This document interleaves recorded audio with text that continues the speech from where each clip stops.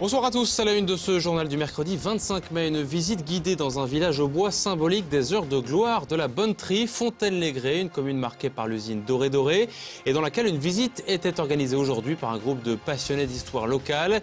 Découverte entre histoire et nostalgie au début de ce journal. Un environnement écologique à préserver dans la carrière de Montpotier dans le Nogentais. Sur ce site classé, plus de 200 espèces de fleurs et d'animaux ont été recensées. À l'occasion de la journée des minéraux, la société qui gère ce site en a détaillé les différents aspects remarquables. Reportage dans quelques instants. Sa carrière à lui vient de commencer. Romain Saintonge, ce jeune artiste prodige, expose ses peintures en ce moment à la galerie Dumont, rue de Turenne à Troyes, originaire d'Évian. Il peint des toiles surprenantes à base de photos à découvrir jusqu'à la fin juin. Le jeune homme semble en tout cas promis un bel avenir. Mais d'abord, la dernière livraison des chiffres du chômage. Ils ont été publiés par le Pôle emploi à 18 h. Et contrairement à la moyenne nationale, le nombre de demandeurs d'emploi dans l'Aube continue d'augmenter. Une hausse légère en avril sur un mois, vous le voyez. Mais une hausse continue. On compte désormais 13 471 demandeurs d'emploi inscrites à Pôle emploi, alors que la moyenne nationale, elle, est en baisse de 0,2 %. Sur le plan régional, l'Aube est dans la moyenne avec une hausse de 1 %. Seul le département de la Marne reste stable. Vous le voyez donc, en revanche, les Ardennes également augmentent, tout comme la Haute-Marne. La moyenne régionale est de 0,7 % d'augmentation. Notez que le Pôle emploi propose ce mois-ci des contrats en alternance ou en apprentissage ou en professionnalisation à pourvoir dans le département. 285 postes au total, 90 dans le commerce, 73 dans le secteur de l'hôtellerie et la restauration, une soixantaine dans l'industrie et 43 dans le secteur du bâtiment. Renseignement en appelant le Pôle emploi au 39 49. C'est devenu depuis 3 ans une récompense prisée. Les 7 trophées de la com ont été remis hier aux 30 lauréats en lice dans l'enceinte de la Comédie Saint-Germain. Cette année, le jury a donné les prix et fait rafler la mise à la société Tismaï pour son site internet notamment de vente de chaussettes, 1, 2, 3 chaussettes. La communication en ligne s'avère être une stratégie indispensable et un nouveau débouché pour les entreprises. Le site web de cette société basée à Troyes, près du boulevard Jules Guesde, a su montrer son originalité et séduire les professionnels. Écoutez les réactions du lauréat, Benoît Seguin, le PDG de Tismaï, au micro de Jonathan Boisset. Bien, écoutez, je suis très heureux et très surpris d'avoir reçu ces 2 prix puisque le site internet a été ouvert il y a maintenant 2 mois. Donc je suis très content de cette reconnaissance par des gens de la CCI, des gens de l'Aube. Et puis je dédie ces 2 trophées à l'ensemble de nos 48 collaborateurs. Je ne sais pas, on essaie encore une fois, donc c'était les trophées de la communication, on essaie de communiquer. Nous aujourd'hui, comme je l'ai expliqué, on est dans une industrie textile qui est un petit peu en berne aujourd'hui en France. On essaie de se battre et on essaie d'être créatif parce que sans créativité, malheureusement, on ne va pas réussir. Donc au lieu de se plaindre, on essaie d'innover, on essaie d'être réactif, on essaie de développer des nouvelles idées et puis afin de se faire connaître et puis capitaliser sur nos marques afin de conserver notre niveau d'activité, notre business et donc nos emplois. Une autre usine spécialisée dans la fabrication de chaussettes, mais là on est bien loin du commerce en ligne. Doré Doré, Dédé, la marque boise a connu jadis des heures glorieuses. Et c'est justement sur les traces de ce passé industriel au bois que des passionnés se sont rendus aujourd'hui à Fontaine-les-Grès, c'est à 20 km au nord-ouest de Troyes, pour visiter le fief du groupe, ses anciens bâtiments classés et un urbanisme local fortement imprégné de cette industrie. Reportage dans ce village bien chaussé, Annabelle Millet. Dans le département, il y a peu d'exemples d'empreintes laissées par un homme, un nom sur tout un village. Il y a eu Marco qui a laissé sa trace à Bailleul et André Doré qui a pour ainsi dire construit Fontaine-les-Grès à sa mesure, en tout bon patron paternaliste qu'il fut. 1908-1958, il est aux commandes, il disparaîtra en 1964. C'est quelqu'un qui était un patron paternaliste, humaniste, inspiré par les principes du catholicisme social. Derrière moi, vous avez peut-être le bâtiment emblématique, à part l'usine Doré Doré de Fontaine-les-Grès, à savoir l'église Sainte-Agnès, qui a été construite à la mémoire en fait de l'une des filles d'André Doré, qui s'appelait Agnès, disparue précocement. Une église édifiée en l'honneur de sa fille, mais aussi des maisons bâties pour les salariés, des jardins ouvriers, un stade, un cinéma, le Magic Ciné. André Doré a mis en place encore bien d'autres lieux de service ou de loisirs. Il pense aussi à la culture. Et ça, c'est peut-être ce qui le distingue de beaucoup de ses confrères industriels. Il porte un soin très attentif à l'école, voir si elle est bien pour les élèves, aux équipements culturels comme cette salle des fêtes. Ghislaine a passé 42 années de sa vie à travailler chez Dédé, de 1946 à 1988. Elle a souhaité revoir les bâtiments. Les ouvrières, elle sait qu'elles n'y sont plus. Ils ne sont plus que 10 aujourd'hui dans le site. Ils étaient 1700 en 1970. Mais ce dont Ghislaine se souvient, ce sont des à côté du travail et qui en disent long sur Doré. À 3 ans, les enfants allaient au jardin d'enfants. Alors on les menait le matin et la jardinière nous les ramenait le soir, le midi, à la sortie de l'usine. En revenant travailler, on les ramenait jusqu'à la jardinerie. Et puis après, le soir, ils nous les ramenaient devant l'usine. Ah bah tout était bien organisé, question de ça. Et puis c'était gratuit. En plus, on n'avait peut-être pas des gros salaires, mais il y avait des petits avantages comme ça. L'usine historique appartient toujours aux repreneurs italiens, mais tout le patrimoine a été racheté par la commune pour 3 millions d'euros. Il y a 3 ans, la commune a racheté tout ce qui restait du patrimoine Doré. C'est-à-dire toutes les maisons qui vont de la Popote à la chapelle, à l'église Sainte-Agnès. Il ne reste plus aucun immeuble, aucun terrain qui appartient à Doré. Selon les mots du maire, Doré représente toute la vie de Fontaine-les-Grès. Sa vie passée, aujourd'hui ses vestiges, mais surtout un état d'esprit rare et désormais perdu. Le développement durable appliqué à l'administration communale, c'est nouveau à Sainte-Savine. Pour concrétiser sa politique dans ce domaine, cette commune vient de mettre en place un plan d'administration éco-responsable. L'objectif étant de réaliser avec le personnel des actions éco-responsables au quotidien pour un fonctionnement durable de l'administration. Pour amorcer ce projet, 2 spectacles débats à destination du personnel municipal se sont déroulés mardi devant près de 200 agents. Le détail de cette démarche avec Vincent Parent en charge du projet à Sainte-Savine.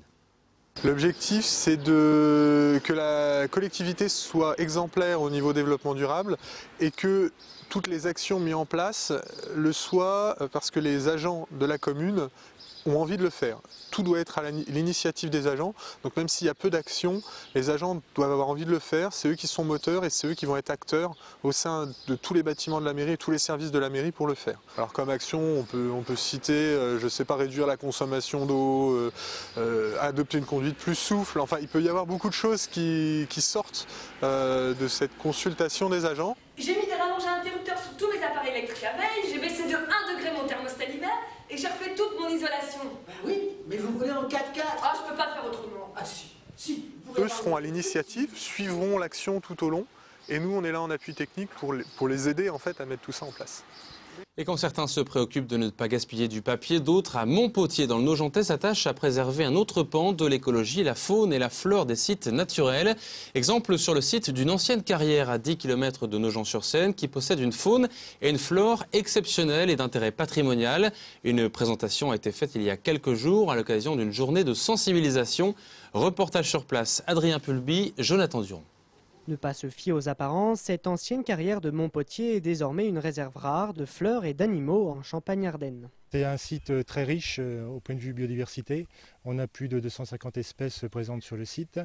Près des 3/4 des amphibiens sont présents, connus en Champagne-Ardenne, sont présents sur ce site. Donc l'anax empereur, donc ici c'est un mâle adulte, territorial, qui défend un territoire aux abords de la mare.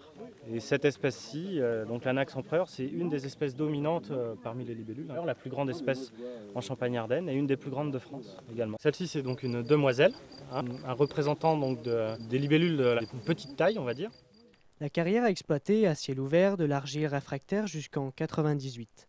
En l'an 2000, le site a été classé en ZNIEF, zone naturelle d'intérêt écologique. Son intérêt, c'est qu'en fait, on a des milieux humides et des milieux secs côte à côte. Les milieux humides en fait, sont le lieu de reproduction d'une bonne dizaine d'espèces d'amphibiens sur le site. 10 espèces d'amphibiens, c'est beaucoup, ça doit être le seul site en Champagne, quasiment, qui concentre autant d'espèces en un seul lieu. Un inventaire a révélé un contenu floristique et faunistique exceptionnel. 5% des espèces végétales et 20% des espèces animales sont réputées rares ou menacées en Champagne-Ardenne. Il y a un grand nombre d'espèces ici qui figurent sur des listes rouges en Champagne-Ardenne, comme le triton crété par exemple, qui est un batracien qui est assez rare. Et puis d'autres espèces, on a une certaine flore aussi intéressante, on a des orchidées relativement rares ici, notamment l'orchis brûlée, qui est l'une des 2 seules stations connues dans le département de l'Aube par exemple. En 2007, le Conservatoire du patrimoine naturel de Champagne-Ardenne a signé une convention de gestion de la carrière avec la société Imeris. Ce sont des conventions de gestion qui ont pour but de prêter assistance auprès des propriétaires, notamment pour la gestion écologique du site. Bien évidemment, il y a des chantiers nature qui sont également faits sur le site, notamment pour veiller à ce que la végétation boisée ne prenne pas d'essence sur tout l'aspect des savares, c'est-à-dire des pelouses sèches.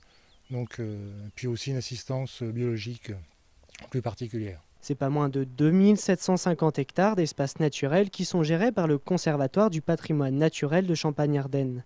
Ainsi, près de 160 sites comme celui-ci sont protégés et valorisés afin de préserver la biodiversité de la région. Superbe en tout cas. Une exposition maintenant à visiter au frais dans la galerie d'Éric Dumont à Troyes, l'étoile du jeune Romain Saintonge, un artiste savoyard d'une trentaine d'années qui cultive l'art de donner de la lumière aux photos revues et corrigées en noir et blanc. Il les peint sur les tableaux grand format. Invité par le galeriste Ruth Turenne à Troyes, ce jeune artiste était présent samedi pour expliquer ses techniques. Damien Ardou a tenté de lever le voile sur son travail surprenant. Regardez.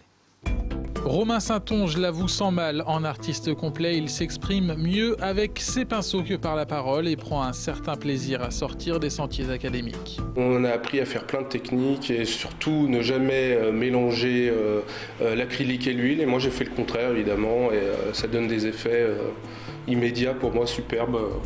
Voilà. Mais contre l'avis de mes profs, évidemment. Après des études aux Beaux-Arts d'Annecy et une école de design à Lyon, il a décidé de tracer sa voie seul. Désormais, il vit de son travail avec des toiles grand format, en noir et blanc, pas forcément sombre dans son esprit. Aujourd'hui, avec des grands peintres qui commencent à être connus du monde entier, genre Soulage ou des choses comme ça, le noir est totalement, on va dire, populaire maintenant. C'est une valeur comme une autre. Chaque tableau est une confrontation avec la toile. Dans le secret de son atelier à Évian, une recherche permanente, voire un combat. Je suis toujours en train de rechercher quelque chose de neuf que j'avais jamais fait. Et je pense que j'en suis encore très loin d'avoir atteint le but que je voulais pour l'instant. Je suis en perpétuelle recherche. Ces sujets, il les trouve d'abord en photo avant de leur donner une seconde vie. C'est un travail vraiment actuel. C'est tourné autour de l'homme. Travail d'après photo. Que je retravaille en peinture uniquement avec beaucoup de matière. Je mets mes personnages sur des fonds totalement vides, dénués de sens. C'est des personnages flous.